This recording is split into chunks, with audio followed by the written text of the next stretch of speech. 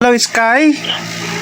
Pero no. Hello? Iba yung pinakasalan niya sa kilig. Ano ba yan? Walang sumasagot.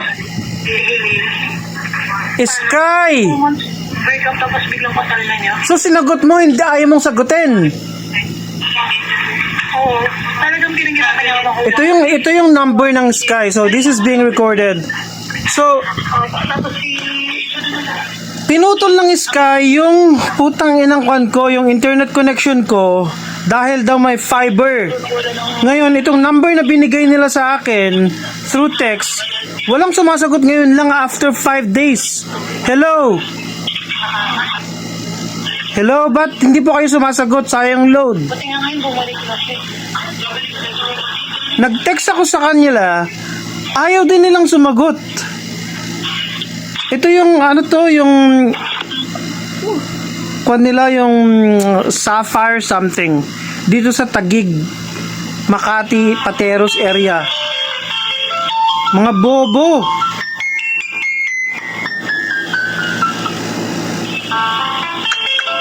Walang kwenta talaga tong putang inang Sky na to.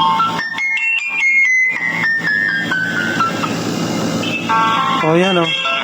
Patayin ko na lang. Yan yung number na tinawagan ko. Yung isa, wala namang sumasagot. Oh, cannot be reached. So ito, nagre-ring kaso for the first time in 5 days, may sumagot kaso ay may nag-click pero parang tanga lang. Ano nangyayari sa inyo, Sky? So, dinisconnect nila ako kasi nga magkakaroon daw ng Pure Fiber Network. Ang tagal na to actually. Nag-apply ako more or less 1 year ago. Nakalimutan ko na nga. Nag-apply ako through yung sa account. Upgrade, ganun. Tapos may tumawag, sabi magpapadala daw sila ng tao. Wala namang dumarating within or after 1 year. Basta ganun katagal. Tapos, all of a sudden, ito na. Pinatayan na nila ako kasi nga daw magpapalit daw ng modem. Nagbigay sila ng putang inang number. Hindi naman makontak. Yung kanilang email address, hindi rin makontak. Kumbaga, failure delivery. Mga bobo, napaka-incompetent. Pero pinatayan na nila ako ng internet ngayon. Hindi ka rin makapag-login sa kanilang website ng Sky kasi nga pag maglalagin ka sa Sky para mag-cancel, for example, forever siyang naglo-load. What the fuck? So naka-data ako ngayon. Yung data ko almost 2 days lang yung 100 plus kasi nga ang dami kong upload, download. Yan o. At walang kwenta rin yung kaila nila na AI. So, I cannot cancel. I also cannot call them kasi nga yung putang inang binigay nilang mga numbers hindi gumagana. At kung gumagana man, may nag-ring, yun, may sumagot pero hindi naman sumasagot. So, anong mangyayari ngayon dito, Sky? Diba? Mapapamura ka na lang eh. Walang kwenta. So, since Friday, although nag-message sila sa akin kasi nga nakalimutan ko na mayroon palang upgrade. Kasi nga almost 1 year wala silang niho-niha na ay may pupunta na pa kami, walang ganun. So nakalimutan ko na may upgrade pala. Akala ko nawala na pero all of a sudden friendly reminder, March 24 diyan nag-start. Hindi ko nakita to eh. So na your current equipment will be phased out and no longer function starting April 1 as we switch to a Pure Fiber network. To avoid any disruption, schedule your equipment. Itong puta ang binigay nilang number na to, hindi naman gumagana. Ito nagre-ring to pero walang sumasagot. For the first time in how many days? 5 days. May nag-pick up kaso yun yung nangyari kanina. Mga bobo lang.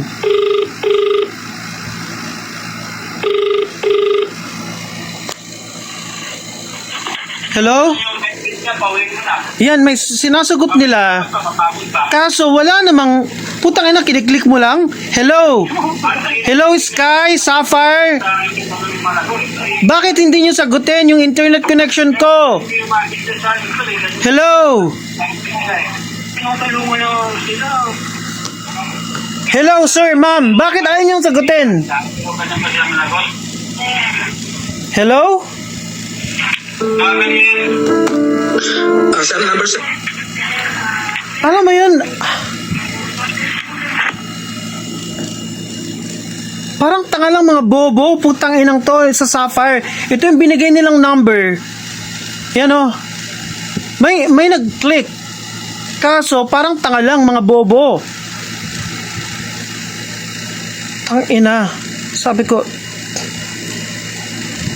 alam ba, nag-message na ako, yan o. Ang dali nga.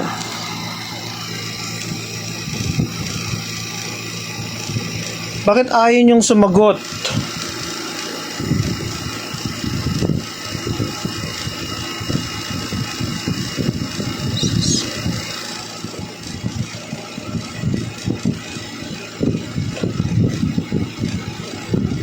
Internet connection.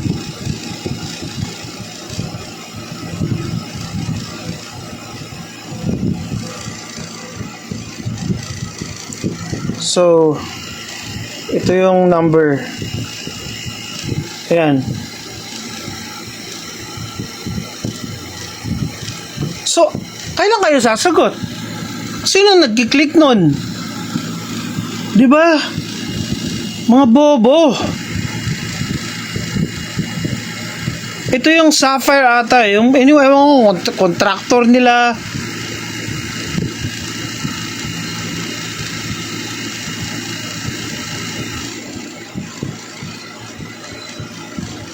Nag-text na nga ako, nag-call pa. Mga bobo putang ina. Nakakamura no? Gago, putang inang to.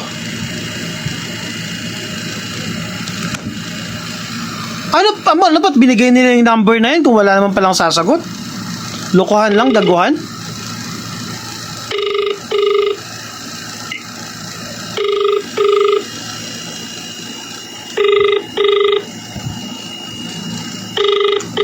Ayan.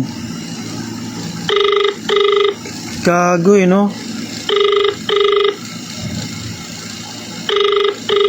Hindi mo sila makontak para sa equipment upgrade daw kasi pinutol na nila yung connection ko. Hindi ka rin makapag-login sa Sky login nila para mag-cancel or mag-downgrade or terminate yung connection nila, yung service nila. Wala. Yung email nila hindi gumagana. Ano to? Putang ina. Tapos, minessage ko sila sa Facebook, wala rin sumasagot.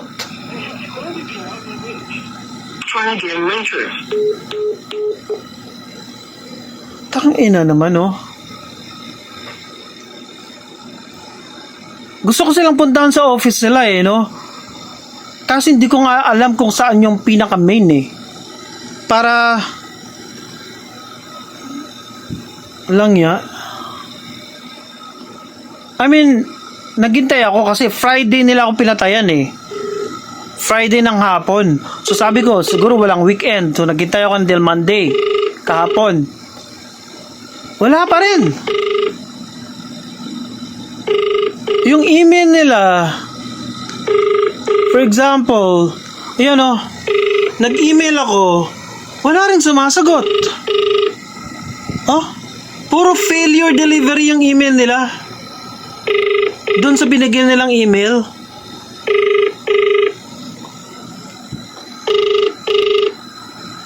Ano to? Lokohan? Walang utang ina?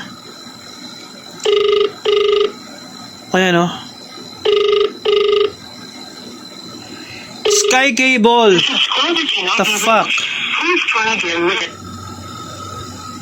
So, hindi gusto ko magpakabit na ng ng ibang network ibang provider Ano yun, yung dito na PLDT. Yun yung network na nandito eh. Tanginang yan.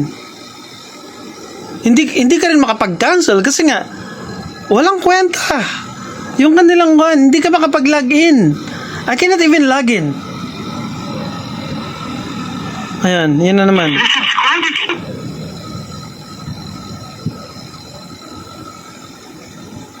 Ayan, yung isa, yung nag-ring.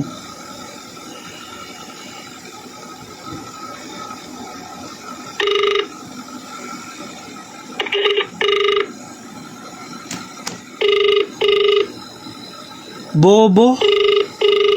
Ito yung Sapphire at hindi ko nga alam kung anong nangyayari sa cable na yan. Sky cable. Sky broadband or whatever.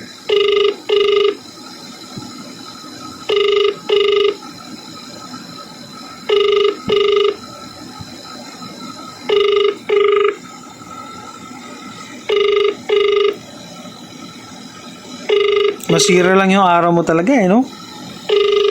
Lang ya. Ayan.